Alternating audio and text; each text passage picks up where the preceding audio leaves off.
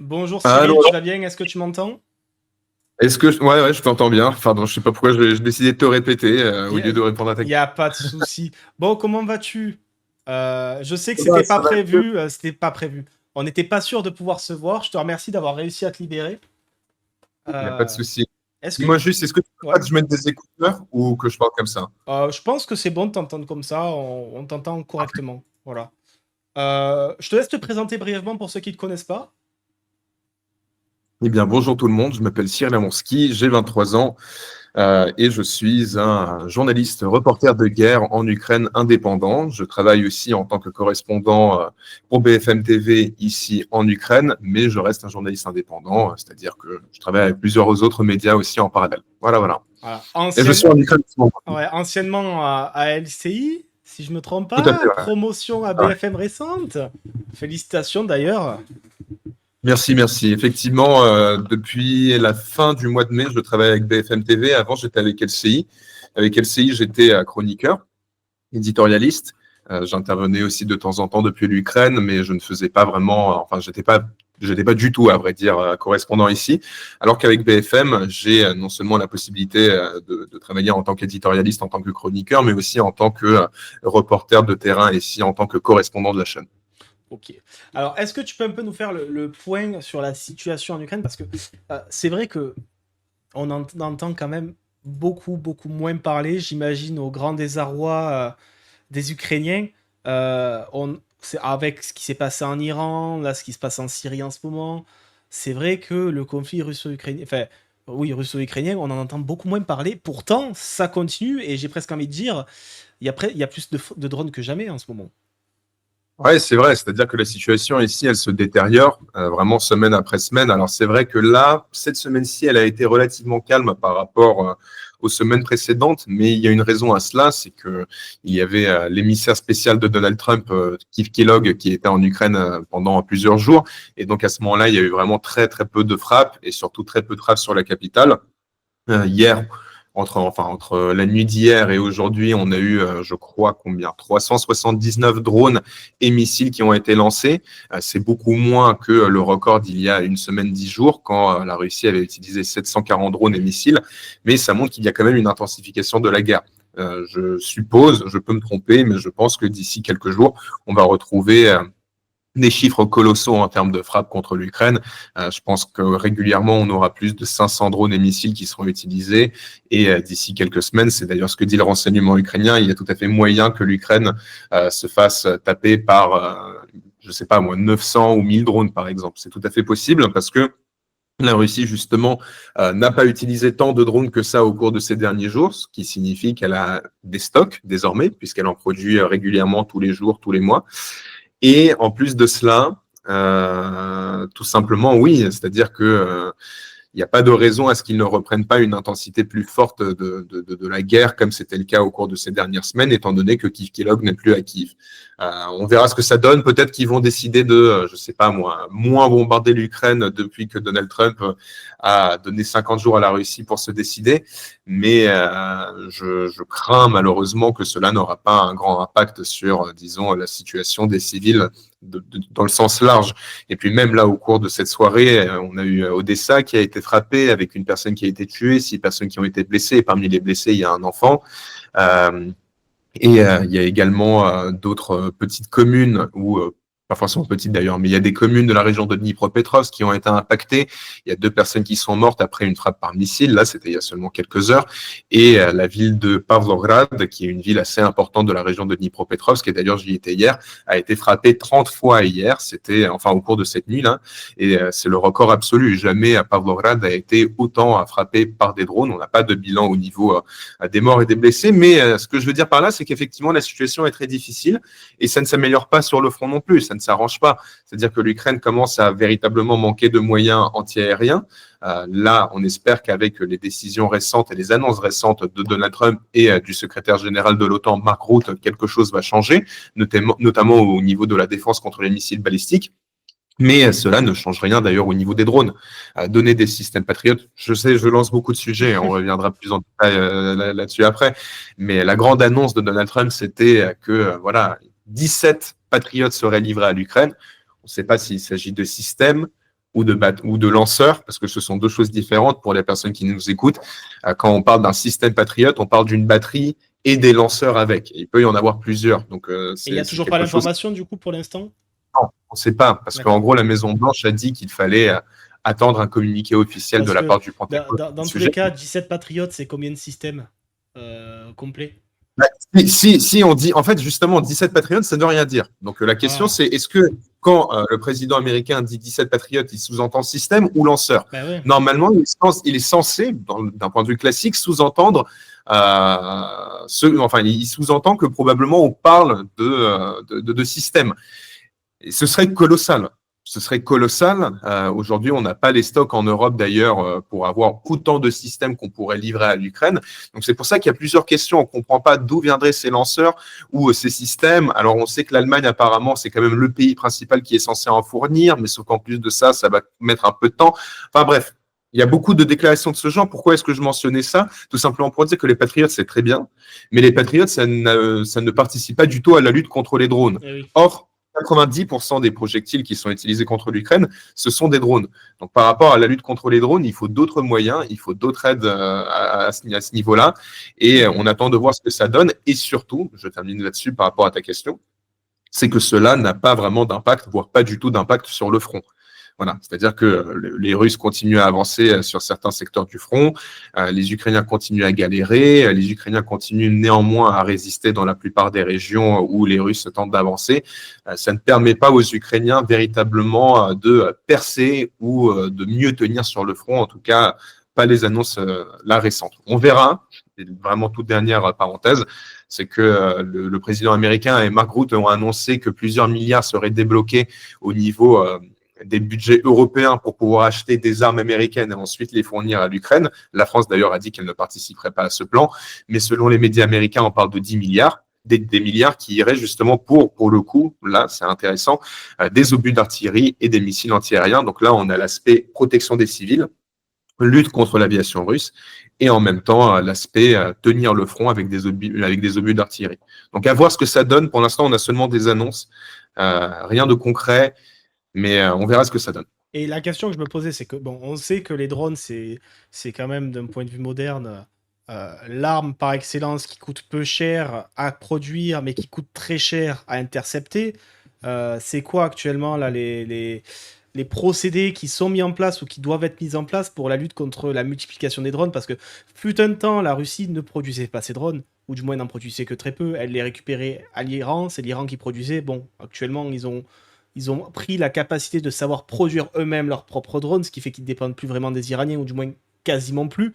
Quelle est la stratégie, et du moins qu'est-ce qui a été mis en place et qui doit être mis en place par l'Ukraine de ce côté-là? Alors déjà, il faut être clair sur le fait que quand on dit drone, il y a plusieurs types de drones différents. Il y a les drones Shahed, toi tu parles des drones Shahed, donc des drones initialement de confection iranienne et qui maintenant sont produits en Russie sous licence iranienne, mais qui sont produits maintenant également sur le sol russe, tu as raison de le dire. Et après, il y a des drones, des tout petits drones kamikazes qui coûtent entre 300 et 800 euros. Ça dépend du modèle. Bon, après, il y en a, ils peuvent coûter quelques milliers d'euros, mais bref, très très peu de toute façon par rapport aux missiles qui pourraient être utilisés ou bien si on regarde les chars ou bien les véhicules, les blindés, peu importe les équipements qui sont ciblés par ces drones, bah, évidemment, il y a une disproportion totale en termes de coûts et en fait, de coûts et de prix tout simplement. C'est-à-dire qu'on a des drones de, je sais pas moi, 500 euros qui peuvent détruire des blindés qui coûtent plusieurs centaines de milliers d'euros, parfois même des millions, à vrai dire, ça dépend de ce qui est frappé. Donc ça, ce que je veux dire, c'est qu'il faut différencier les deux choses parce que les personnes qui nous regardent peut-être ne savent pas suffisamment bien ce que c'est les drones et la lutte contre les drones. Et donc, pour préciser que toi, ce dont tu parles, c'est précisément les gros drones C'est ça. qui coûtent quelques dizaines de milliers d'euros, si je ne me trompe pas, et qui cauchemardent la population civile en permanence en Ukraine. C'est justement ces drones-là dont on parle lorsque l'Ukraine est attaquée par 700, 600, 300 drones par nuit. Donc, ces drones-là, ils sont produits en masse, ils sont de plus en plus produits en Russie.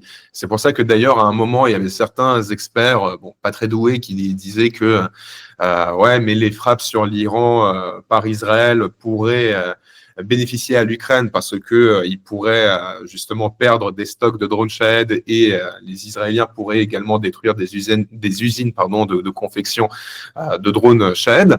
La vérité, c'est que la Russie produit la plupart d'entre eux aujourd'hui. Elle le fait sur son propre sol. Et d'ailleurs, les Ukrainiens, régulièrement, tous les mois, ou en tout cas tous les 2-3 mois, essayent de détruire des bases ou justement, enfin des usines plutôt. Ça s'est organisé très rapidement, hein, cette localisation de la production en Russie quand même.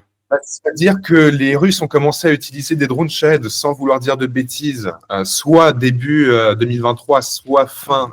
Non, je crois que c'était au cours de l'année 2023 finalement qu'ils ont commencé à les utiliser. Au début, ils les utilisaient en petite quantité. Par rapport à aujourd'hui, on parle de quelques dizaines de drones. Et lorsque la Russie en utilisait plus de 100 ou peut-être plus de 200, c'était vraiment un record absolu. Et d'ailleurs, si on fait des comparaisons avec les guerres modernes, rien que quand la Russie en utilisait à peu près 300-400, c'était en fait c'était une opération anti-aérienne ukrainienne d'une ampleur qui n'a pas existé depuis la Seconde Guerre mondiale. C'est-à-dire que l'Ukraine a affaire quand même à des opérations anti-aériennes qui n'ont jamais existé dans l'histoire de l'humanité. C'est-à-dire que ce qu'aujourd'hui fait subir la Russie à l'Ukraine, ça n'est jamais arrivé dans l'histoire en termes de quantité d'engins qui volent sur le territoire d'un pays voisin. Donc ça, c'est une chose qu'il faut comprendre.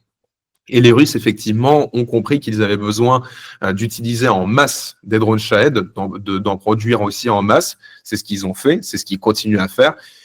Ils bombardent constamment les villes ukrainiennes avec cela parce que c'est assez bon marché, comme tu le dis. Ça coûte quelques dizaines de milliers d'euros contre des missiles qui peuvent coûter des centaines de milliers d'euros, certains même un peu plus cher.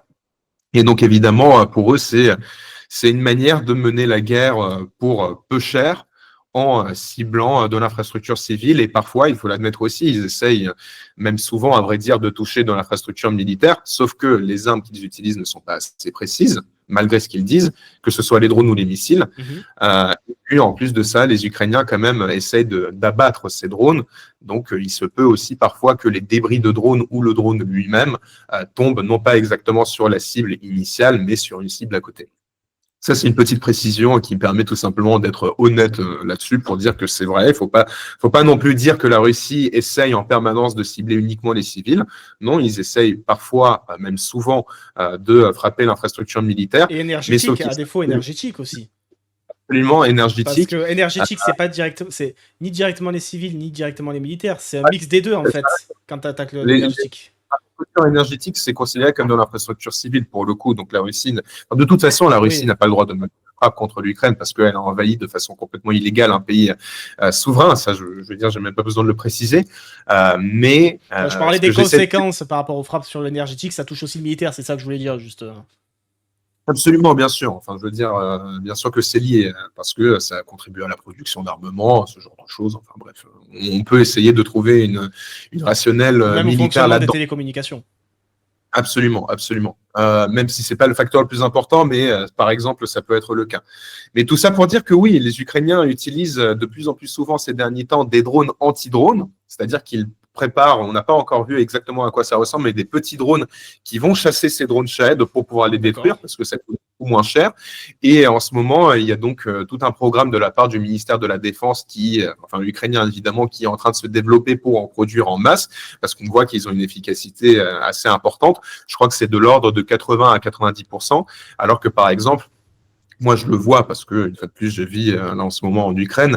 Pas très loin d'ici, on a un endroit où, par exemple, il y a des soldats qui sont sur des camions montés avec des mitrailleuses.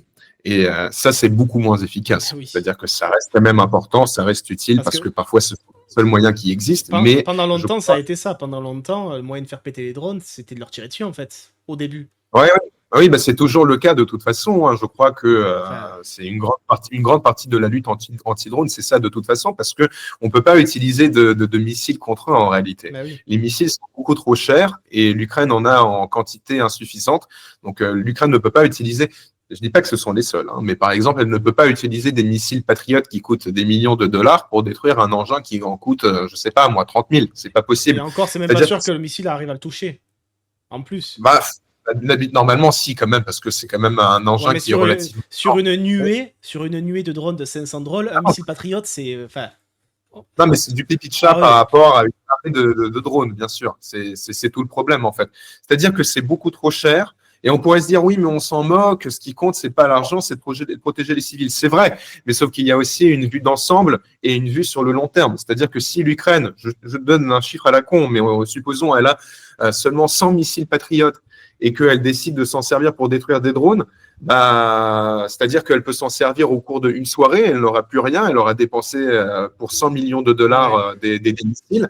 Et plus tard, je ne sais pas ce qui se passe avec la lumière, et plus tard, quand des missiles ultra sophistiqués et très précis, extrêmement rapides, comme les missiles hypersoniques Kinjal voleront au-dessus du ciel ukrainien, là, il n'y aura plus rien pour les détruire. Bref, tout ça est un véritable enjeu, est une véritable problématique. Et pour vous donner un chiffre du taux d'interception avec justement ce qu'on appelle mobile group, c'est les groupes mobiles, c'est-à-dire que ce sont des véhicules avec des mitrailleuses montées qui tirent sur les drones. Je crois qu'on est dans l'ordre de 35 à 40% d'interception. Donc c'est très, très, très, très, très faible. Et puis après, je crois que les Ukrainiens utilisent aussi notamment des brouilleurs pour pouvoir faire poser en fait certains des drones. Donc c'est pour ça qu'on a dans les statistiques officielles de l'Ukraine une quantité de drones qui ont été détruits et abattus et une quantité de drones qui, soi-disant, ont disparu. En fait, ils ont disparu tout simplement parce qu'ils ont été brouillés et ils ont pu atterrir tranquillement sur des lieux sans danger, en fait. Donc ça aussi, c'est quelque chose qui arrive. Mais ce sont en gros les 3 moyens principaux de lutte contre eux. Après, parfois, il y a des exceptions. Parfois, il y a des hélicoptères qui essaient de les abattre. Parfois, il y a des avions qui essaient de les abattre. Ça dépend. Mais par rapport aux drones Shahed, en tout cas, c'est ce qui se passe. Voilà. Si on parle des drones en règle générale, là, c'est un sujet qui est beaucoup plus général et j'ai envie de dire, on peut rentrer beaucoup plus dans le détail là-dessus. Mais il y a aussi plusieurs autres moyens pour pouvoir lutter contre eux. Et un sujet que j'aimerais bien qu'on évoque, mais peut-être pas tout de suite, si tu veux, on peut en parler après, c'est comment justement les petits drones ont fait évoluer la guerre en Ukraine et comment aujourd'hui les drones à fibre, qui sont extrêmement méconnus en France, mais même chez une partie de la population civile, comment est-ce que ces drones ont changé le cours de la guerre et à quel point ils sont importants. Mais on peut en parler après si tu veux. Ouais. Là, j'ai Crystal qui pose la question de est-ce qu'on sait s'il y a des raisons opérationnelles à cette intensification de la Russie en ce moment? Est-ce que c'est le début d'une grande offensive? Est-ce qu'il y a d'autres actions à venir? Est-ce que voilà, ils vont faire une campagne, ils préparent la campagne d'hiver peut-être, je sais pas. Mais pourquoi une intensification maintenant? Ou alors est-ce que c'est juste parce que maintenant ils en ont les moyens vu qu'ils produisent eux-mêmes?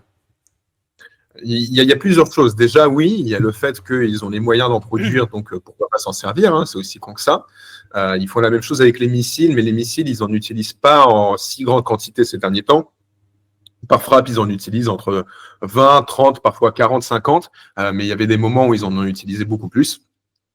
Et là, ils sont en train de les stocker, c'est-à-dire que selon les données du renseignement ukrainien, mais c'était des données d'il y a 2 semaines, donc ça a augmenté, les Russes ont réussi à stocker 1950 missiles de tout type. Hein. C'est pas des Kinjal en particulier, ce ne sont pas forcément que des missiles balistiques, c'est vraiment de tout type, mais ils ont réussi à stocker 1950 missiles. Les missiles russes, ils sont juste à fabrication russe ou il y a aussi de la fabrication iranienne dans les missiles russes stockés? Alors, iranienne, je ne crois pas, mais peut-être nord-coréenne, oui, parce que les Nord-Coréens ont des... Les Iraniens, normalement, non. Ils ont pas eu l'occasion de les transférer à la Russie. En tout cas, il y a eu des mesures, je pense, diplomatiques qui ont été prises pour que cela ne se fasse pas. Par contre, quand on parle des missiles nord-coréens, oui, certains d'entre eux ont été livrés à la Russie et certains ont déjà été utilisés à plusieurs reprises, même en Ukraine. Mais ça ne représente pas un énorme pourcentage, à ma connaissance, de ces 1950, si, par exemple, ils sont comptabilisés, ceux dont je ne suis pas sûr. Tout ça pour dire qu'ils stockent, ils ont beaucoup de moyens en réalité, c'est-à-dire qu'on avait certains experts qui espéraient en 2022-2023 que la Russie allait épuiser ses stocks de missiles. On en est très très loin. On en est très très loin. C'est vrai qu'il y a certains types de missiles dont la Russie dispose très peu, notamment les Iskander, parce qu'elle en a utilisé énormément et elle les produit très lentement. C'est lesquels les Iskander? C'est les hypersoniques? Ce sont des missiles balistiques très lourds et très précis, et parfois qui sont à sous-munitions. Et c'était notamment un missile qui a été utilisé sur la ville de Kryvyi Rih il y a 2-3 mois, je crois, ou peut-être un peu plus, contre une aire de jeu pour enfants, en fait, où il y avait 20 enfants, je crois, qui sont morts parce que c'est un missile qui, pour le coup, est à sous-munition. Et quand un missile à sous-munition est utilisé dans une ville civile, il ne peut pas y avoir d'autre objectif que de tuer le plus de personnes, le plus de personnes possible. Et ils avaient fait la même chose à Soumy d'ailleurs. Je ne sais plus quel était le bilan, mais il était très très lourd. Il y avait plusieurs dizaines de personnes qui ont été tuées aussi. Et donc, voilà, ce genre de missile, la Russie, je ne sais pas quel est le pourcentage exact, mais je crois qu'elle a utilisé à peu près 85% de ses stocks. Mais, comme on dit en anglais, don't quote me on that. Vérifiez vous-même parce que je ne suis pas sûr de ce chiffre. Mais ce que je peux dire une fois de plus, c'est que certains des missiles, c'est vrai, les stocks ont été écoulés, plus ou moins, et il y en a d'autres où la Russie parvient quand même à renouveler ses stocks. Et par rapport donc à cette question, parce que j'aime bien faire de longues introductions, C'est le c'est côté qu'il y a éditorialiste d'LCI, ça. bah, tu sais, ça dépend. C'est-à-dire que là, j'en profite parce que je sais qu'on a 1 heure pour discuter. Enfin, déjà moins, mais au total 1 heure. Et sur LCI ou sur BFM, tu sais que tu as 1 minute, Ouais, 1 minute oui, 30 oui. maximum. Donc là, justement, j'en profite parce que je me dis, tiens, c'est bon, là, je peux expliquer en détail, on se dépêche pas et ça va, quoi. Bref, il y a effectivement une augmentation de la production. Donc, logiquement, la Russie utilise plus de drones dans ce genre de situation. C'est pas une question de campagne d'hiver parce qu'en hiver, la Russie, c'est pas le moment où la Russie elle mène des opérations hyper importantes en termes d'avancée sur le terrain. En revanche, c'est la période où la Russie tente de frapper l'infrastructure énergétique, notamment Oui. pour démoraliser la population civile. Ça, c'est vrai. Mais il n'y a pas de militaire clair en hiver parce que l'hiver est vraiment la période la plus compliquée pour la logistique militaire et pour les avancées. D'ailleurs, lorsqu'on regarde l'hiver dernier, la Russie n'avait vraiment pas avancé du tout, voire même dans certains secteurs, elle a dû un tout petit peu reculer. Les 4 premiers mois, par exemple, entre janvier et avril 2025, la Russie n'avait quasiment pas avancé. C'était vraiment ridicule en termes de pertes humaines, ce qu'ils subissaient. Et il n'arrivait pas à infliger grand-chose à l'Ukraine sur le plan militaire territorial. En revanche, l'utilité de ce genre de frappe, c'est de démoraliser la population. C'est que il y a des semaines, enfin là, ça fait 1 semaine où plus ou moins les qui-et-viens vivent plus ou moins tranquillement. Mais avant ça, vraiment, quasiment tous les soirs, on avait une alerte aérienne et surtout des bombardements en permanence. J'ai vu des amis à moi qui des filles pour le coup, parce que les hommes peuvent pas quitter le pays, mais des Ukrainiennes qui ont quitté le pays là il y a quelques jours pour pouvoir se reposer, pour pouvoir respirer un coup, parce que c'était plus possible de vivre en permanence sous les bombardements. Donc ils se sont dit tiens c'est l'été, on va en profiter pour prendre des vacances, mais il faut vraiment qu'on les prenne maintenant parce qu'on est en train de saturer. Et il y a vraiment des semaines où nuit après nuit on a des bombardements en permanence. Moi je laisse parfois la porte ouverte vers le balcon et j'entends des explosions en permanence. Parfois, justement, je ne dors pas pour pouvoir trouver des endroits différents où il y a eu des impacts pour pouvoir faire un reportage là-dessus ou pour pouvoir aller directement sur place et rendre compte de la situation à ma communauté. Et oui, il y a des semaines qui sont vraiment très, très difficiles. Il y a aussi un objectif militaire dans ce qu'ils font, c'est-à-dire qu'ils veulent saturer l'espace aérien. Étant donné qu'ils utilisent des centaines de drones, ils savent que l'Ukraine ne peut pas tous les intercepter. C'est tout simplement pas possible. Et donc, ils essayent véritablement de cibler des objectifs militaires un peu partout dans le pays. Et parfois, ils y parviennent. Et voilà, c'est mon hypothèse, je peux me tromper, mais Pavlograd aujourd'hui, je crois que je l'ai mentionné au début de notre direct, c'est une ville qui a été le plus bombardée aujourd'hui par rapport aux 3 dernières années. Donc c'est le record absolu depuis 2022. On n'a pas de bilan. Si on n'a pas de bilan, à mon avis, c'est que la Russie a véritablement réussi à toucher de l'infrastructure militaire dans la ville. On a très peu d'images, on n'a pas de bilan. On sait juste qu'il y a des blessés. D'habitude, quand on a ce genre de communication et qu'on n'a pas d'image, c'est qu'effectivement, les Russes ont réussi à toucher des objectifs militaires. Mais ce qui, une fois de plus, ne donne absolument aucune légitimité à la Russie de mener ce genre de frappe parce que l'Ukraine et la Russie, c'est probablement l'un des rares conflits dans l'histoire, surtout du XXIe siècle, où tout est vraiment noir et blanc. C'est-à-dire qu'il y a un agresseur et un agressé, point barre. Donc, l'Ukraine est l'agressé. Et même si la Russie, parfois, réussit à taper vraiment dans les objectifs militaires, il n'y a pas à trouver cela normal et à considérer que bon, c'est le cours de la guerre et puis ce genre de choses arrive. Non, ça n'a pas arrivé, mais c'est vrai que la Russie tape régulièrement et de plus en plus souvent.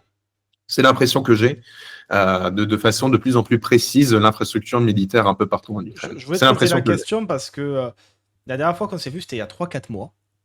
Tu étais venu aussi sur une journée de mise en avant, et là, pareil, on est 2900, donc c'est super, ça fait plaisir de voir que ça intéresse autant. De voir ça. Et N'oubliez pas de vous abonner à mes réseaux je sociaux, les de chercher. balancerai, t'inquiète pas, je les balancerai. De toute façon, je les mets dans la rediff à chaque fois, t'inquiète.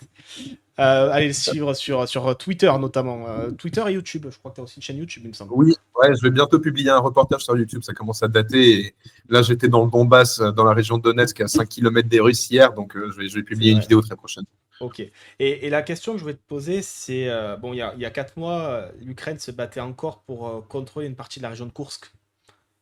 On était en train, bah, d'ailleurs, quand je t'ai reçu, Koursk était en train de tomber à nouveau aux mains russes, parce que c'est l'Ukraine qui était en territoire russe. C'est une des rares fois d'ailleurs, Absolument. la seule fois peut-être depuis le début du conflit où l'Ukraine avait le contrôle d'une partie du territoire russe. Mais elle a réussi à se maintenir aussi longtemps, c'était la Oui, première fois. Il y a eu une période où elle a réussi, rien qu'en 2023, je crois que c'était au mois de mai, de rentrer dans la région de Belgorod et d'y oui, rester un ou quelques deux jours. semaines, une semaine, ouais. Ouais, ouais, 2 jours même, mais d'une manière aussi prolongée, c'est la première fois, ouais. Et la seule, du coup. Et depuis, est-ce que il y a eu des tentatives de l'Ukraine d'essayer peut-être des tentatives ratées qui ont été rendues publiques, hein, de faire de nouvelles incursions en territoire russe. Je parle pas de l'opération militaire un peu toile d'araignée qui a été un véritable massacre pour la Russie, de perdre une partie de ses forces aériennes avec les drones qui étaient rentrés en territoire, Considérable. qui était d'une logistique vraiment exceptionnelle. Mais est-ce qu'il y a eu vraiment d'autres incursions humaines, on va dire, qui ont été tentées, qu'on n'a peut-être pas eu forcément écho? Il y a eu quelques tentatives, je crois, dans la région de Belgorod à nouveau, comme D'accord. en 2023, là, ce que je venais de dire il y a 2-3 minutes. Mais il n'y a pas eu de grosse opération d'ampleur, enfin de cette ampleur-là, non. Mais de toute façon, c'est pas dans l'intérêt de l'Ukraine. C'est-à-dire qu'il faut comprendre qu'il y avait plusieurs objectifs à cette opération à Kursk. C'était tenter de détourner le regard de la Russie de l'est de l'Ukraine vers donc sa propre région. Ça n'a pas très bien marché. Ça a marché en fait dans certains secteurs, mais ça n'a pas marché autour de Pokrovsk, même s'il faut le dire, depuis, Pokrovsk est toujours une ville entièrement sous contrôle ukrainien, même si, je vais revenir là-dessus, là la situation est en train de se dégrader nettement au cours de ces derniers jours. Mais ce que je veux dire par là, c'est que voilà, il y avait cet objectif-là, c'était détourner l'attention. Détourner l'attention, c'est-à-dire que les Russes, au lieu de se concentrer sur le front de l'Est ukrainien et notamment la ville de Pokrovsk, enfin, l'idée c'était de les forcer à déplacer des dizaines de milliers de soldats vers la région de Kursk.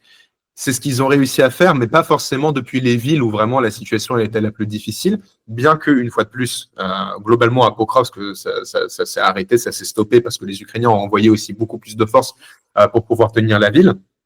Et il y avait parmi les autres objectifs euh, une question j'ai envie de dire, c'était une question symbolique, mais qui était bien plus que symbolique, c'est-à-dire qu'il fallait montrer aux alliés occidentaux que les lignes rouges russes n'existent pas, parce que la Russie avait dit que notre ligne rouge, c'est ligne rouge pour utiliser l'arme nucléaire pour le coup. Notre ligne rouge, c'est si l'Ukraine décide de mener des combats sur notre propre sol. Finalement, l'Ukraine l'a fait pendant plusieurs mois et ça n'a jamais posé problème. Et c'était aussi un message envoyé aux Occidentaux, comme quoi, voilà, les Ukrainiens sont capables de faire cela, comme quoi ça ne sert à rien d'écouter les Russes, et comme quoi on peut donner des équipements occidentaux à l'Ukraine et laisser l'Ukraine s'en servir sur le sol russe sans qu'il y ait de conséquences. Parce que ça aussi, c'était le discours russe, c'est que si des armes occidentales sont utilisées sur le sol russe, alors là, on connaîtrait des conséquences sans précédent. Et Finalement, pourtant, rien s'est passé. pour l'instant, le seul État qui a fait appel à des forces étrangères pour les faire La venir Russie. comme des soldats qui ont combattu en Russie, je sais pas on a eu des preuves de soldats nord-coréens sur territoire ukrainien, mais à Kursk, il y avait, je crois que 10 000 soldats nord-coréens qui avaient été mobilisés Ouais. parce que c'était en territoire russe et que du coup la Russie a justifié leur présence par le fait de reprendre une partie de leur territoire, pas pour les utiliser sur le territoire de l'Ukraine. C'est d'ailleurs peut-être un des rares trucs qui a fait que d'autres États occidentaux ne sont pas plus intervenus. S'il y avait eu des soldats nord-coréens en Ukraine, ça aurait peut-être été différent, non? Il y aurait peut-être eu plus de Je réactions, en tout cas. pense que ouais, il y aurait plus de réactions. Je ne sais pas exactement. ce qui se serait passé, mais il y aurait plus de réactions. Mais c'est vrai que les Nord-Coréens, du coup, étaient déployés uniquement en territoire russe. On parle à peu près de 10 000, je crois, dans la région de Koursk, peut-être un peu plus in fine. Mais en Russie même, on estimait qu'ils étaient à peu près 50 000. Et je me souviens que quand les journalistes avaient parlé de ça initialement, on avait plein de propagandistes pro-russes, et pas que, qui nous expliquaient que cela était complètement bidon et que cela était impossible. Et qu'en réalité, il s'agissait de Bouriates ou d'autres populations asiatiques qui vivent en Russie. Sauf que finalement, aujourd'hui, on sait que c'est tout à fait vrai. Non pas parce qu'on a réussi à retrouver des preuves en termes de documents ou quoi que ce soit, mais parce que les Russes eux-mêmes l'ont admis. Les Nord-Coréens ont été décorés et Kim Jong-un lui-même en personne a récupéré des tombeaux avec le drapeau nord-coréen dessus en faisant ses adieux. L'une des meilleures preuves, c'est surtout qu'on sait que la Russie, dans le cadre du conflit à Koursk, ou même partout en Ukraine, ne se prenait pas forcément la peine de récupérer des corps. Et qu'il y a des corps nord-coréens qui ont été récupérés ou du moins trouvés par l'armée ukrainienne à Koursk. Donc déjà, rien que ça, c'était une preuve presque sans précédent qui peut pas être vraiment contredite. On peut pas forcément en vouloir aux Russes par rapport à cela. Non, mais je veux dire, c'est pour expliquer que du coup, il y avait des corps nord-coréens, c'est pour ça, je veux dire.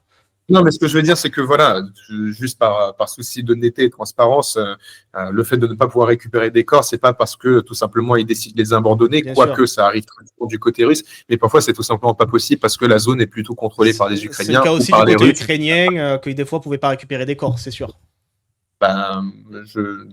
Dans mon entourage, par rapport à des amis à moi qui sont morts, je peux dire que c'est le cas et que je connais une personne, un ami à moi qui est mort il y a un peu moins de 2 mois et son corps n'a toujours pas été rapatrié, tout simplement, récupéré tout simplement, parce que la zone est tombée sous le contrôle russe. Donc, dans ce genre de situation, tu peux rien faire. Mais je reviens à ta question sur Koursk. Pour terminer, c'est que si on n'a pas vu de mission de telle ampleur, c'est qu'il y avait un objectif. Il y avait donc plusieurs objectifs précis du côté ukrainien à Koursk, exactement. Et en fait, l'un des objectifs principaux dont on parle peu, mais en fait qui est essentiel, c'est que les Russes se préparaient à envahir la région de Soumy et que cette opération, elle avait permis de donner un délai, en tout cas aux Ukrainiens, pour pouvoir protéger la région de Soumy. C'est-à-dire que les Russes avaient commencé une incursion au mois de mai 2024 dans la région de Kharkiv et ils sont allés notamment vers la ville de Vovchansk, mais ils n'ont jamais réussi à la prendre entièrement. Et après cela, il y a eu immédiatement un risque comme quoi les Russes feraient exactement la même chose, mais dans la région de Soumy. Et c'est relativement pas loin, à vrai dire, c'est au nord de l'Ukraine. Ils n'ont pas réussi à le faire parce que du coup, les Ukrainiens sont rentrés par la région de Soumy dans la région de Koursk et ils ont réussi à contrôler au maximum, au pic, à peu près 1000 km². Bon, là, aujourd'hui, les Ukrainiens continuent à contrôler, je crois, très peu de territoire dans la région de Koursk, mais c'est minime, hein, on parle de quelques dizaines de kilomètres carrés et c'est plus du tout la même chose qu'avant. Et surtout que les Russes mènent une opération dans la région de Koursk depuis le mois de mai, justement. Pardon, pas dans la région de Koursk, dans la région de Soumy en Ukraine depuis le mois de mai. Donc, ce que craignaient les Ukrainiens, finalement, c'est fait de toute façon, mais au moins, ils ont eu le temps de plus ou moins se préparer, j'ai envie de dire, de fortifier encore plus leur ligne de défense, bien qu'elle soit plus ou moins inutile face aux drones et face aux bombes planantes, mais il faut de toute façon en avoir. Et les Russes, certes, ont réussi à avancer dans la région de Soumy, mais ils ne vont pas plus loin que là où ils sont arrivés il y a déjà 1 mois et demi, en fait. Enfin, il y a 1 mois à peu près. C'est-à-dire qu'ils avancent très peu, ils ont beaucoup de pertes et ils utilisent très peu aussi de blindés, en fait.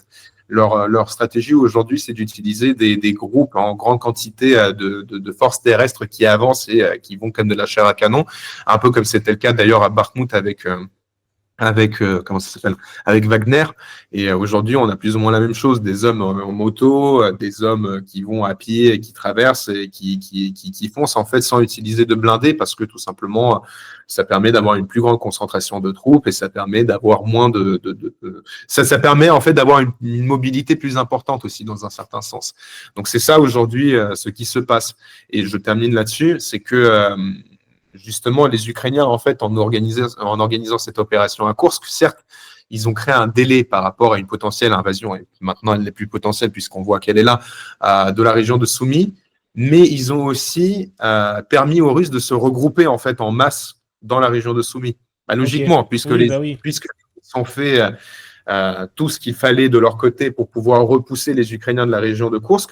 Cela signifie qu'ils ont déplacé des dizaines de milliers de soldats vers la région de Koursk. Et cela signifie que le moment où ils ont réussi à dégager à 99%, à récupérer 99% des terres qu'ils avaient perdues, bah, logiquement, mathématiquement et territorialement, ils se sont rapprochés donc immédiatement de la frontière avec l'Ukraine. Et quand on parle d'un rapprochement de la frontière avec l'Ukraine, on parle de quoi? On parle de dizaines de milliers de soldats. Donc Oui. voilà ce qu'on voit aujourd'hui. Et alors, avant de revenir du coup, parce qu'on va parler du coup de l'aspect dégradation qui est très prenant en ce moment, je voulais un peu réagir sur ce qui se passe à l'international et la perception qu'il y en a en Ukraine. D'abord, bon, on n'est pas sans savoir que suite à l'attaque israélienne en Iran, il y a eu un conflit, une guerre de 6 jours entre Israël et Iran. Est-ce qu'il y a eu un impact dans le conflit et un impact direct en Ukraine ou pas? D'un point de vue médiatique, par exemple, ou par Total, rapport à un la peu de manière générale peut-être. Déjà médiatique, oui, on a quasiment plus parlé de l'Ukraine pendant 6 jours, médiatique, c'est oui, vrai. je peux le dire en tant que quelqu'un qui travaille pour une chaîne info, pendant 3 semaines, je n'ai pas parlé de l'Ukraine. Voilà. Donc pendant 3 semaines, je n'étais pas envoyé en mission, je n'étais pas invité en plateau, et j'en veux pas forcément à la chaîne. Hein, c'est pas ça le sujet. Mais ce que je veux dire, c'est que il y a eu vraiment un déplacement immédiat de l'attention sur Iran et Israël. Et d'ailleurs, c'est pas que le cas pour la chaîne avec laquelle je travaille, mais avec d'autres chaînes. Et cela s'est ressenti ici. C'est-à-dire que d'ailleurs, le moment où pendant quoi 2, 3 semaines, il y a eu tous ces échanges entre l'Iran et Israël, il y a eu une intensification réelle des frappes contre l'Ukraine. Ça, c'est vrai. Et c'est-à-dire que ici, le ressenti de la population, je ne sais pas si c'est forcément vrai, mais en tout cas, c'était le ressenti, c'est que la Russie, avant, par exemple, elle organisait des frappes massives contre l'Ukraine, allez, une fois tous les mois, parfois même une fois tous les 2 mois, c'est-à-dire vraiment utiliser des centaines de drones et des dizaines de missiles sur tout le pays.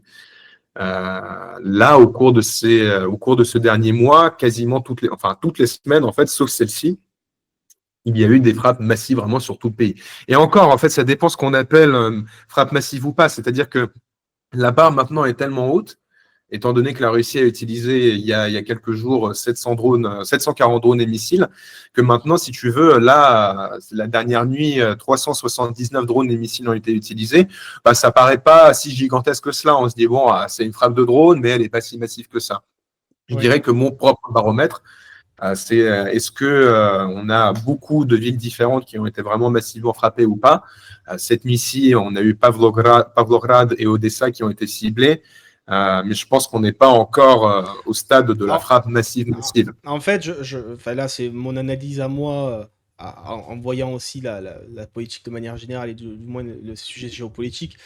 Je pense que, et c'est aussi le cas pour Israël-Gaza en ce moment, des conflits qui s'embourbent sur des années, au moment où il y a un conflit qui éclate, passe totalement au second plan parce que bah, c'est Absolument. quelque chose qui s'embourbe. Si demain la Chine venait Gaza à... était passé au Mais second oui, plan. je sais. Et si la Chine demain venait à s'en prendre à Taïwan, je prends le pari qu'on ne parlera pas d'Ukraine pendant plus d'un mois potentiellement, au vu de l'impact que ça aura sur le monde entier avec avec les composants, Moi, ce qui etc. passe sur le terrain, en fait. C'est-à-dire que si tu veux, c'est Moi, je normal. parle médiatiquement, hein. Et non, mais justement, mais je te dis que médiatiquement aussi, on ne peut pas non plus parler en Mais bien permanence sûr. de frappe contre pays, en fait. C'est-à-dire que on le sait, ça a lieu, et les Ukrainiens, eux aussi, à leur grand détriment et à leur grand désespoir, ils savent très bien que c'est difficile de s'intéresser à quelque chose pendant 3 ans de suite. C'est extrêmement compliqué. Et donc ici, tant qu'il n'y a pas de frappe vraiment massive sur le pays, on n'en parle pas, ou en tout cas très peu. Et tant qu'il n'y a pas de grands épisodes diplomatiques, c'est-à-dire les déclarations de Trump ou par exemple C'est des ce que j'ai pourparlers entre les demandé. Russes. Non, ça n'intéresse pas tant que Eh, ça. Mais pour répondre brièvement à ta question, oui, ici, on a ressenti un impact au cours de ce conflit Iran-Israël. Et on a eu l'impression que, effectivement, étant donné que tout le monde s'en fout de l'Ukraine en ce moment, la Russie en profite pour vraiment bien bombarder le pays. Et au lieu d'avoir des frappes massives une fois par mois, on en avait toutes les semaines, voire parfois 2, 3 jours de suite. Donc ici, ça s'est ressenti à ce niveau-là. D'ailleurs, c'est ce que craignait Zelensky dès le début des frappes. Il avait dit qu'il fallait pas oublier l'Ukraine parce que bon bah Absolument. Il y avait déjà eu le cas avec, après le 7 octobre avec les interventions israéliennes à Gaza, où pendant cette période, à un moment, on n'a quasiment pas parlé de l'Ukraine parce que c'était de la nouveauté et que ça arrivait. Et voilà. Et là, il y avait ça qui arrivait et ça n'a pas manqué par ailleurs, hein. Et du coup, moi, je voulais te poser la question sur Trump. Là, tu as évoqué Trump toi-même. Question d'Arpelune, le discours de Trump a changé sur le conflit en Ukraine, où on sent qu'il s'éloigne de plus en plus de la position de Poutine. Comment est-ce perçu par les Ukrainiens ce changement? Et sur le terrain, a-t-on une différence avant-après? Bon, oui, Trump est en train de se rendre compte qu'il s'est fait prendre pour un abruti, quoi. Un petit C'est une peu. question qui est extrêmement intéressante parce que voilà, il y a un tout petit peu, c'est comme ça Un que je petit peu. dirais. On a cette déclaration sur les patriotes dont on a parlé il y a déjà quelques dizaines de minutes, qui évidemment est rassurante et un bon signe parce qu'avant même pour vendre pour 15 milliards de dollars, c'était la proposition de Zelensky, des systèmes patriotes, les États-Unis ont dit non, non, non. Et on comprenait vraiment pas la logique parce que on demandait aux États-Unis de vendre des armes défensives. Donc, je veux dire, même si on rentre dans une logique de soi-disant faiseur de paix, on parle de missiles patriotes qui permettent de protéger les civils ukrainiens des missiles, hein. On ne parle pas de missiles qui sont utilisés pour frapper le territoire russe. Donc, il y avait une incompréhension totale à ce niveau-là. Et c'est vrai que la déclaration de Trump, au moins, elle change de ce qu'on avait vu au cours de ces dernières semaines parce qu'il a l'air vraiment Bah, il y a un vrai fatigué. bouleversement. Il y a un vrai bouleversement entre un avant où il se disait qu'on pouvait négocier avec Poutine, dialoguer et qu'il essayait vraiment, et le Et le moment pense, où il y a une prise de conscience où maintenant il est limite à fond pour soutenir, non, envoyer ce qu'il faut. Enfin, est-ce que c'est je comme sais, ça que perçoivent les gens en tout cas? Parce... pas ici. Pas ici, justement, parce que enfin, et pour le coup, j'avais écouté quelques analyses sur des chaînes info dont je me rapproche en réalité. C'est-à-dire que oui, il a peut-être changé de rhétorique par rapport au moins aux moyens défensifs à l'Ukraine. Mais si tu veux, il y a toujours rien par rapport, je sais pas moi, Je te par dis ça rapport à au une point que conversion là, militaire. j'ai quelqu'un dans le chat qui me dit Trump a fait plus que Biden en 3 ans. Tu vois? Euh, Non, je suis pas d'accord. Non, Ah non, non, c'est mais pas tu vrai. as cette perception potentiellement qui arrive aussi. Bon, si, tu as peut-être les pro-Trump, mais tu as une Mais partie de cette perception qui commence à se faire aussi. Tu vois? le mot important, c'est perception dans ce cas-là, parce que dans Eh les oui. faits, c'est absolument faux. Objectivement, c'est faux. Biden a livré énormément de moyens militaires à l'Ukraine. Lorsque Biden était président, c'était les États-Unis qui fournissaient le plus de moyens de défense, mais aussi de moyens offensifs à l'Ukraine. Ce n'est pas le cas du tout aujourd'hui. Les États-Unis ne fournissent pas de moyens offensifs à l'Ukraine. Ils fournissent des moyens donc défensifs, potentiellement avec ces patriotes. Il y a aussi donc quelques milliards qui ont été mobilisés, et selon Axios, c'est 10 milliards qui ont été mobilisés pour acheter de l'armement américain et le livrer à l'Ukraine. Mais pour l'instant, on est au stade des déclarations. C'est ça qui est important. Et c'est ça que disent les Ukrainiens, c'est que, OK, peut-être qu'il y a un changement de rhétorique, mais la rhétorique, c'est très bien. Ce qui compte, c'est surtout les faits, les décisions. Et pour l'instant, les patriotes ne sont pas là. Pour l'instant, il n'y a pas eu d'achat massif d'armes américaines pour les transmettre à l'Ukraine. Pour l'instant, même si au niveau de la commission, ça c'est intéressant, je pense que c'est un élément qui est peu connu, mais la commission militaire du Sénat a voté pour une aide de 500 millions de dollars à l'Ukraine.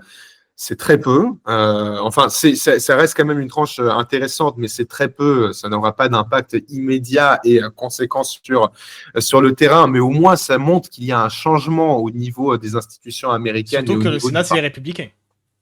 Exactement. C'est Et ça qui est surtout, important de ce serait une souligner. première tranche d'aide qui serait votée ou adoptée depuis que Trump est président. Mais là, ça fait quasiment, demain, ça va faire 6 mois que Trump est président, qu'il a pris ses fonctions. Est-ce C'est que quoi l'aide est-ce c'est quoi l'aide militaire que l'Ukraine a reçue de la part des est-ce qu'on États-Unis en peut six dire mois que depuis le début de Biden, à la hauteur, ou peut-être pas à la hauteur, mais en tout cas dans les faits, l'Europe a pris le relais d'un point de vue Je de veux dire l'aide de militaire, depuis l'arrivée de Trump, pardon, d'un point de vue du soutien militaire. Est-ce que on peut dire que même si c'est pas à la hauteur en termes de quantité, est-ce qu'on peut dire que l'Europe a pris le relais des Américains de par leur retrait en fait? Je pense que tu as répondu à ta propre question. Même si on n'a pas forcément les moyens d'entièrement remplacer les États-Unis et prendre le relais, les Européens essayent de pallier justement à ces besoins et surtout à ces lacunes au niveau, enfin pas lacunes, à ces nécessités au niveau du front ukrainien. On essaye, mais on n'est pas en capacité de faire autant Parce que les que États-Unis. autant même avec Biden, c'était vraiment de l'aide militaire, autant l'Europe était quand même déjà très présente d'un point de vue de l'aide financière et humanitaire. Je crois C'est que vrai, oui. sur ces deux pans-là, on apportait peut-être plus à l'Ukraine que les États-Unis, Oui, parce que les États-Unis se focalisent sur le militaire et l'Europe sur les deux autres pans. Autant là, l'Europe fait un peu tout en attendant que le soldat américain, le soldat Ryan, se réveille, quoi, comme diraient certains. c'est exactement ça. C'est exactement ça. Et on comprend ici que sans le soutien des États-Unis, la situation va vraiment être très difficile. Là, on parlait des moyens antiaériens, mais avant l'annonce des Patriotes, je peux te dire qu'ici, il y avait une angoisse générale que je n'ai jamais vue en 3 ans ici, où il y a un grand nombre de journalistes et d'activistes et de militaires ont dit que putain, les gars, si on n'obtient pas de moyens antiaériens là, vraiment, dans les semaines, les mois à venir, après cet été, ça va vraiment être la merde, parce que la Russie va utiliser encore plus de moyens aériens contre nous, encore plus de drones, et on va avoir des explosions permanentes. On aura beaucoup plus de victimes civiles, mais surtout, pour conduire une guerre, il faut des moyens militaires. Et si la Russie, aujourd'hui, a la possibilité de cibler plus efficacement des stocks d'armes, des bases militaires, des sites de production, bah évidemment, ça aura un impact extrêmement important sur la manière dont les Ukrainiens conduisent la guerre. Donc les Ukrainiens sont tout à fait conscients de cela. Et pour répondre à la question sur Trump, oui, il y a effectivement un changement de rhétorique, mais ce que les Ukrainiens attendent, c'est vraiment ce qui va se passer. Les paroles, c'est bien, mais ce qu'on veut, c'est des actes. Et quand Trump a annoncé, en fait, la première chose que Trump a annoncé, c'est qu'il allait mettre en place des sanctions secondaires et sur la Russie elle-même de 100%. Sanctions secondaires, pour expliquer un peu aux personnes qui nous écoutent, c'est que par exemple, si vous êtes un pays qui commerce avec la Russie, je ne sais pas, vous achetez par exemple du pétrole russe ou du gaz russe. C'est le cas de. C'est assez drôle parce que la France, par exemple, achète du gaz russe, donc on serait Bon, déjà, impacté par ce. on n'y achète plus l'uranium. On a cherché, Oui. on a trouvé d'autres fournisseurs. C'est déjà ça. Est-ce on a vraiment arrêté d'acheter de l'uranium? On va le chercher à l'Ouzbékistan, il me semble, en partie. Et il y a toujours des pays d'Afrique, mais je crois que ce qu'on leur renvoie, c'est les déchets. Mais Oui, on récupère pas l'uranium chez eux, on leur renvoie les déchets par contre. oui, ça c'est vrai, ça, je suis au courant.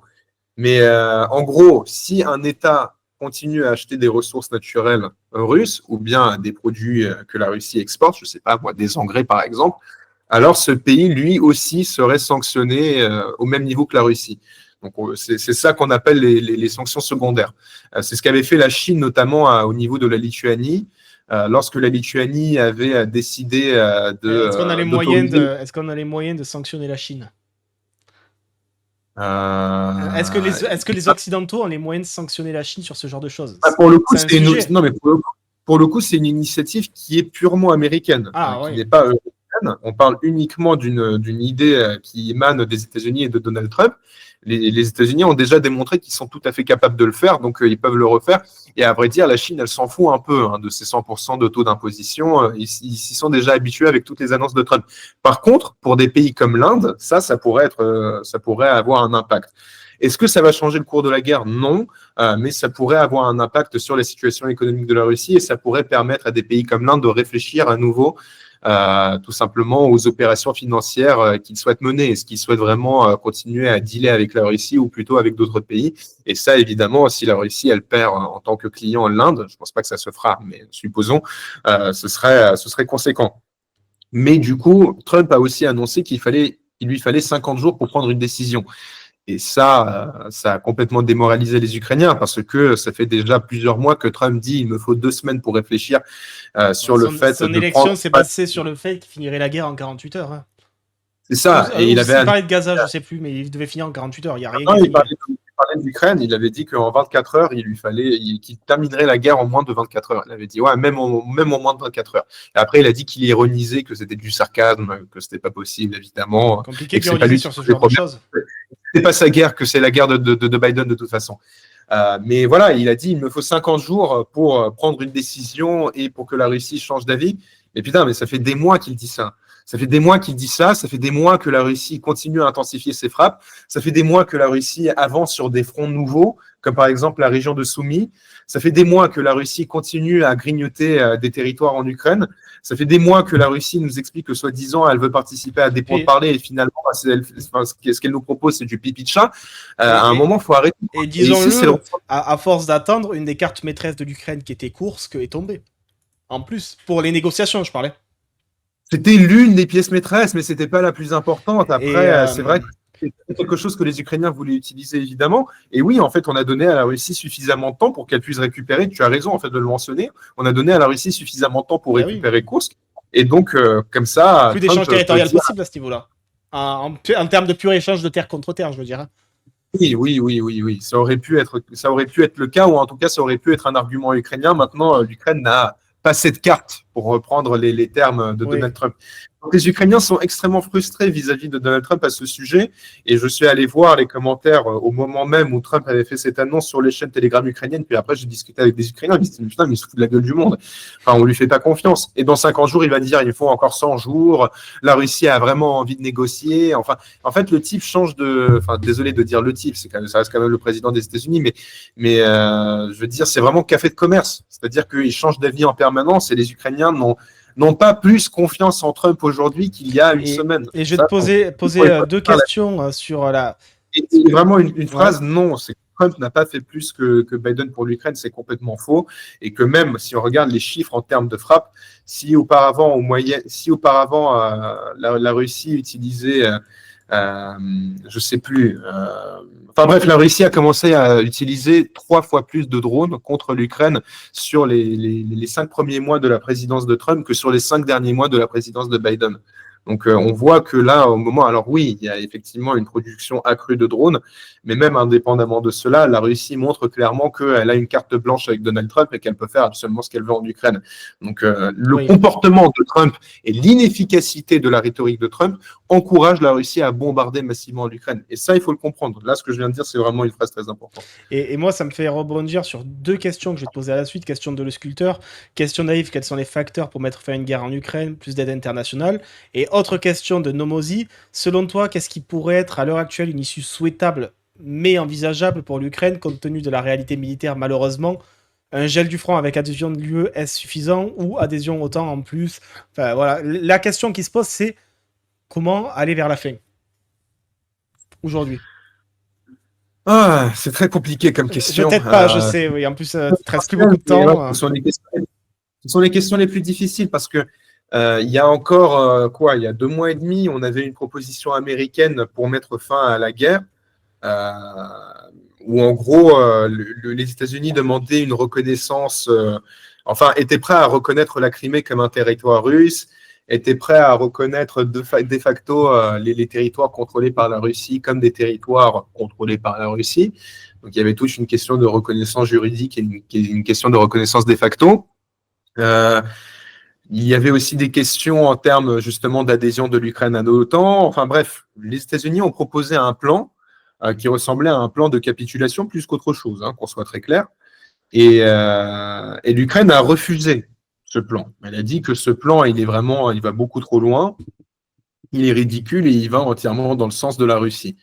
Et à ce moment-là, moi, je me suis posé. L'exploitation des minerais aussi, l'exploitation des sols qui rentre en compte dans ce même plan? Ou c'était un autre plan? Ça, c'est à part. Ça, c'est une question à part. On a le deal, justement, c'était plus ou moins au même moment que le deal sur les terres rares a été décidé. Et c'est bien que tu le mentionnes parce que je vais rebondir là-dessus et vous comprendrez pourquoi. Et au moment où je la suis, l'actualité côté ukrainien. Très bien. C'était donc l'émissaire spécial de Donald Trump sur la Russie et sur le Moyen-Orient, Witkoff, qui avait fait cette proposition. Et au moment où l'Ukraine a rejeté ce plan, moi j'ai vu pas mal d'Ukrainiens, et je suis pas ukrainien, mais je comprenais tout à fait les Ukrainiens là-dessus, qui se disaient, mais putain, mais la Crimée, c'est mort, on ne pourra pas la récupérer, ça fait 11 ans qu'on l'a perdue. Pourquoi est-ce qu'on refuse une idée, un plan américain qui pourrait potentiellement mettre un terme au combat, ou en tout cas immédiatement, si de toute façon la Crimée, on ne pourra pas la récupérer. Enfin, je veux dire, si en gros le problème c'est la Crimée, c'est complètement con. Voilà, c'était ça un peu la rhétorique ukrainienne de certaines personnes, pas de tous, hein, okay. Mais des gens avec lesquels moi je discutais et qui étaient sur le terrain d'ailleurs pour quelques-uns d'entre elles. Et moi à ce moment-là, je me suis dit, mais putain, enfin, le plan proposé par Witkoff et par Trump, il est catastrophique. Mais la vérité, c'est est-ce que les États-Unis seront prêts à soutenir quoi que ce soit d'autre? Voilà, parce que qu'on soit clair, la Russie, elle n'est prête à céder sur rien. Donc peut-être que finalement, c'est un plan qui est terrible, mais c'est peut-être le moins pire des pires plans qui pourraient être proposés. Voilà, c'est comme ça que moi je le voyais. Et à ce moment-là, je me suis dit, mais honnêtement, c'est quoi la position de l'Ukraine? C'est de se dire que d'ici quelques mois, ils vont pouvoir être dans une position renforcée par rapport à celle où ils se trouvent aujourd'hui? Non. Moi, je pense que la réponse à cette question, c'est non. Donc, si la réponse à cette question, c'est non, alors dans ce cas-là, quelle est la stratégie de l'Ukraine? À quoi s'attend l'Ukraine si l'Ukraine refuse ce type de plan? Parce qu'il est terrible. Ce n'est absolument pas comme ça qu'on envisageait la fin de la guerre et qu'on envisageait les relations avec les États-Unis. Mais si, in fine, c'est la seule proposition qui émane de la part des États-Unis et c'est une proposition qu'accepterait la Russie, bah peut-être que c'est une fois de plus la moins pire des propositions. Alors après, il y a eu justement quelques jours plus tard la signature du deal sur les minerais. Et je me suis rappelé qu'initialement, ce que proposaient les États-Unis à l'Ukraine, c'était un racket total. C'était vraiment inacceptable. Les Oui. États-Unis voulaient avoir plus de membres américains dans les conseils d'administration, dans les entreprises ukrainiennes qui exploiteraient les minerais. Donc, ça donnerait en gros le droit de veto aux États-Unis par rapport à n'importe quelle décision. En plus de ça, les Ukrainiens étaient censés rembourser 300 milliards, un chiffre qui sortait de nulle part, d'aide militaire américaine, alors que ce n'était pas du tout le plan. Le plan, c'était d'avoir des nouvelles exploitations et de travailler ensemble et de partager les ressources. Enfin bref, c'était du racket total. Et finalement, les Ukrainiens ont réussi. C'est la nouvelle première ministre ukrainienne qui était chargée de ce dossier, Madame Sviridenko, qui a réussi en fait à négocier un plan qui est 1000 fois plus intéressant que ce que proposaient les États-Unis initialement au mois de février. Donc, à ce moment-là, je me suis dit, tiens, si les Ukrainiens ont quand même réussi à négocier avec les États-Unis là-dessus et ont réussi à convaincre les États-Unis comme quoi leur plan initial sur lequel ils étaient absolument pas prêts à tergiverser, parce que Trump, il a dit, c'est le meilleur deal qu'on propose, on n'est pas prêt à proposer un meilleur deal. Si les Ukrainiens refusent, alors ils n'auront pas d'autre deal, ce sera dommage pour eux. Bah, finalement, les Ukrainiens ont quand même réussi à négocier quelque chose qui était, mais enfin 100 fois meilleur, quoi, sans déconner. Donc là, je me suis dit que bon, finalement, si les Ukrainiens ils ont refusé le plan de Witkoff, peut-être que ils savent ce qu'ils font et peut-être qu'ils ont les moyens à terme de proposer quelque chose de meilleur. Pour l'instant, je ne suis toujours pas convaincu parce que la situation elle reste extrêmement compliquée. Les Russes continuent à avancer, ils ont énormément de pertes, mais les Ukrainiens ont des pertes aussi. Et là, autant autour de Pokrovsk, ça faisait un an, ça faisait même quasiment 14 mois qu'ils avançaient plus enfin ouais, ça fait un an en réalité que les Russes n'avançaient plus autour de Pokrovsk. Autant là, depuis 2-3 semaines, ils sont en train de créer une pince autour de la ville et ils sont en train de l'encercler. Donc ça pue vraiment, mais c'est pas l'objectif principal. Hein. Pour autant, à Pokrovsk, les objectifs principaux, c'est Soumy, c'est la ville de Constantinivka en ce moment qui subit des drones, des frappes permanentes de drones et de bombes planantes. J'y suis allé d'ailleurs à Constantinivka il y a 2 semaines. C'est très difficile. Il y a des civils qui meurent tous les jours. Je t'interromps rapidement, je suis désolé, parce que à 14h, on a Cédric Labrousse pour parler de la Syrie après. Je voulais te demander, petite question brève, est-ce que l'Alliance des volontaires regroupant des pays comme le Canada, le Royaume-Uni, la France, l'Allemagne, etc., a un impact sur le moral et le mental des Ukrainiens de voir une alliance des volontaires? Est-ce que je peux répéter la question, s'il te plaît? Est-ce que l'existence de l'Alliance des volontaires qui regroupe des pays, enfin des personnes indépendantes du Canada, etc., a un impact sur le terrain et surtout sur le mental des Ukrainiens?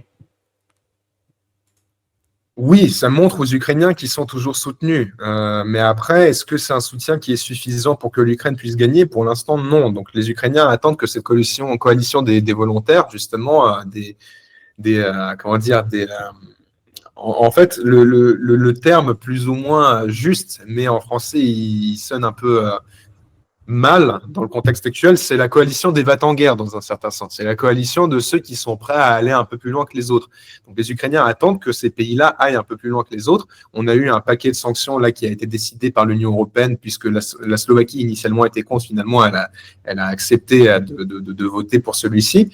Donc on attend de voir si aujourd'hui la coalition des volontaires vont tenir leurs promesses, vont mettre en place des sanctions beaucoup plus fortes, vont arrêter de se servir du gaz russe, hein, je parle de la France notamment, parce que ça c'est absolument inacceptable. Pour vous donner une idée, et j'en profite de ces dernières minutes pour le dire, la France achète par an plus de gaz à la Russie qu'elle a fourni d'aide humanitaire et militaire à l'Ukraine en 3 ans. Voilà, c'est ridicule. Je veux dire, on soutient l'Ukraine face à une agression, mais finalement on file beaucoup plus d'argent à la Russie par an, à l'agresseur, en lui achetant du gaz. Ça, c'est inacceptable et il faut que ça cesse vraiment le plus rapidement possible. Le problème, c'est que on comprend que la classe politique française a peur du consommateur, a peur que le consommateur soit déçu et fatigué de payer plus cher pour son gaz parce qu'il considère que la guerre en Ukraine, elle est lointaine. Je termine là-dessus. Si on parle donc de comment moi je vois le développement de la situation en Ukraine. Après, tu peux répondre à une dernière question en nous expliquant pourquoi il y a pourquoi pour toi ça se dégrade fortement. Tu peux prendre le temps qu'il te faut pour la conclusion, j'ai prévenu Cédric. Bon, parfait. Et Cédric m'en voudra pas, je pense. Et Cédric, il fait du très bon travail. Tu auras l'occasion de lui passer un bonjour de ma part. Je lui passerai le message. C'est cool que tu puisses l'avoir. Mais du coup, la situation se dégrade ici parce qu'on a des frappes de plus en plus importantes, deux, des frappes qui sont de plus en plus précises dans un certain sens, ou pas forcément précises, mais c'est que les Russes n'ont pas réussi à améliorer leurs armements. C'est surtout qu'ils en utilisent plus. Donc, par conséquent, il y a plus de drones qui tombent là où ils souhaitent tomber. Et en plus de ça, on a la Russie qui ne veut pas arrêter cette guerre, qui ne veut pas participer à des pourparlers, qui explique que pour mettre un terme à cette guerre, il faut revenir aux conditions de la Russie de 2022 et il faut revenir aux sources primaires de la guerre, c'est-à-dire ce qu'ils appellent la dénazification et la démilitarisation de l'Ukraine, ce qui évidemment est inacceptable pour l'Ukraine. Donc, pour conclure, on est dans une situation où l'Ukraine n'a pas le choix, en fait. L'Ukraine n'a pas le choix, elle est obligée de se battre parce que la Russie ne veut pas participer à des pourparlers, parce que la Russie veut prendre l'Ukraine tout entière et donc elle ne s'arrêtera pas. Et parce que tout simplement, si aujourd'hui l'Ukraine elle décide de baisser les armes et accepter les conditions russes, elle sait qu'elle se fera envahir à un moment ou à un autre plus tard. Et moi, en tant qu'Européen, c'est horrible, hein, c'est très égoïste à dire aussi par rapport aux Ukrainiens, mais je ne peut pas accepter aujourd'hui qu'on laisse tomber l'Ukraine et que l'Ukraine baisse les armes parce que je sais que cela va se retourner contre nous à un moment ou à un autre. Sur le long terme. Donc, en tant que je m'inquiète parce que je me dis que si on laisse tomber l'Ukraine et l'Ukraine perd cette guerre, ou on laisse l'Ukraine négocier une très, très, très mauvaise paix, ça va se retourner contre nous à un moment ou à un autre. L'histoire est là. Moi, j'ai regardé il n'y a pas longtemps, je crois que c'est une série en quelques séries de 1 heure qui s'appelle Apocalypse, où on parle de la Deuxième Guerre mondiale. Putain, mais quand on regarde le processus par lequel est passé Hitler pour pouvoir d'abord envahir les pays voisins, puis ensuite déclencher la Guerre mondiale, je ne veux pas faire de point Godwin, hein, je ne dis pas que c'est exactement la même chose, mais les processus géographiques, géostratégiques et politiques sont extrêmement similaires. Et donc aujourd'hui, les Ukrainiens, je terminerai là-dessus, ils ont intérêt non pas à mener des incursions, non pas à mener des opérations pour récupérer du territoire, ils doivent tenir.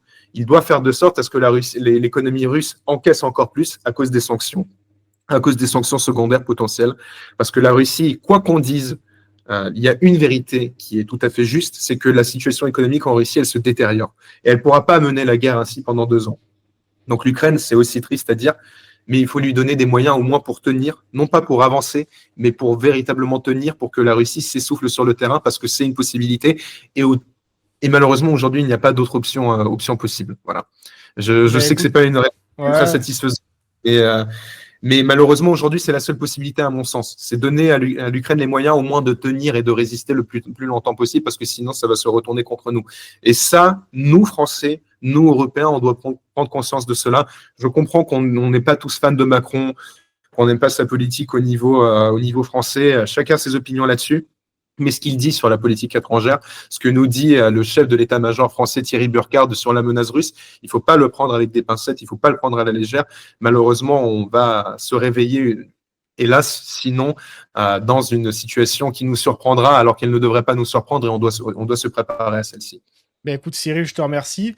Ça donne... c'est vrai que la fin, hein, c'est pas forcément ce qui donne le plus espoir, mais c'est un rappel à la réalité aussi. Je voulais petite tradition que je fais d'habitude. On n'est pas dans une situation où l'Ukraine est sur le point de perdre. Hein. Oui. On n'a pas d'effondrement ou quoi que ce soit. Pas encore, en tout cas. Une situation mauvaise, mais qui est stable. Elle est mauvaise, mais elle est plus stable. Et bon, petite tradition que je fais d'habitude entre députés, mais bon, là, c'est entre spécialistes. Quelle question tu poserais à Cédric sur ce qui se passe en Syrie? Voilà, parce que du coup, au moins, la première question, ça sera ta question. Qu'est-ce que tu poserais comme question à Cédric? C'est une question qui est bateau et que forcément tu vas lui poser de toute façon. C'est que moi, en ce moment, évidemment, je suis ce qui se passe en Ukraine et j'ai regardé un peu ce qui se passe en Syrie. Moi, ce qui m'intéresse, c'est en fait, voilà, est-ce qu'il pourrait nous faire un résumé de pourquoi aujourd'hui on a eu cette escalade particulière entre Israël et la Syrie et pourquoi justement les Druzes et le gouvernement syrien ne s'entendent pas tant que ça. Pourquoi il y a des factions des Druzes qui ne s'entendent pas tant que ça avec le gouvernement syrien et qui a commencé en fait? Parce qu'on a vu qu'il y a des forces pro-gouvernementales qui se sont lâchées et qui ont fait absolument n'importe quoi et qui ont massacré des Druzes, hein, ce qui est absolument inacceptable. Mais on a vu aussi des groupes druzes ensuite s'en prendre aux Bédouins et massacrer la population civile dans la région de Soweïda. Donc la question que je me pose, c'est pourquoi tout cela a lieu, comment est-ce que cela peut être réglé, et surtout, est-ce qu'il comprend la justification qu'utilise Israël pour pouvoir envahir aujourd'hui la Syrie? Parce que moi, je ne suis pas du tout convaincu pour le coup. J'ai l'impression que c'est un prétexte. Il me semble que lui non plus ne l'est pas. Voilà, mais j'ai envie de comprendre que lui, il ne l'est pas en fait. Est-ce qu'il comprend, est-ce qu'il entend les arguments des pro-israéliens? Et en fait, ma question, elle serait, voilà, ce serait ça. Comment est-ce qu'il répond aux arguments des pro-israéliens sur le sujet de la Syrie? Voilà. Ok, la question lui sera posée. Je te remercie en tout cas, Cyril, pour ta présence et pour ta présence ponctuelle, parce qu'en plus, pour le coup, on ne savait pas trop si tu allais pouvoir venir ou pas. Merci à toi d'avoir pu te libérer. Merci bon courage. Bon courage sur le terrain et fais attention à toi, évidemment. Merci beaucoup et n'hésitez pas donc à me suivre sur ces réseaux. Je vous lance pour ça après. Et Cyril Tréduba Amourski sur Instagram et puis sur YouTube Amourski tout court. Merci beaucoup à tout le monde et puis bonne journée. Merci. Bonne interview. À bientôt. Ciao, ciao.